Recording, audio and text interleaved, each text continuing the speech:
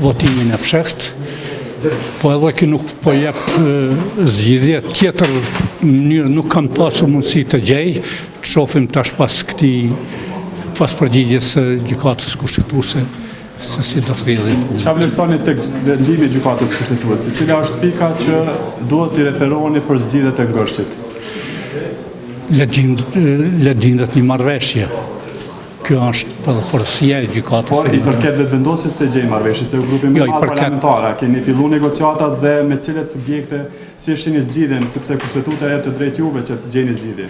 Jo, marrëveshje duhet gjejnë të gjithë liderët, sepse konstituimi i seancës konstitutive është përgjegjësia e gjitha grupeve parlamentare, gjitha subjekteve, secili ka hisën në te. Pastaj puna për qeverinë ndryshon. Është tjetër veprim.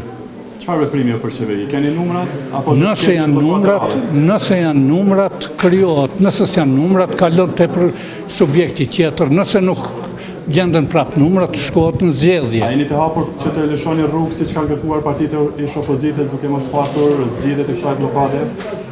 Për çfarë? Për një shumicë parlamentare. Po nëse nuk bën numrat, atëherë natyrisht që kalohet në një shumicë tjetër parlamentare. Falenderoj. U përgjigja. Faleminderit shumë.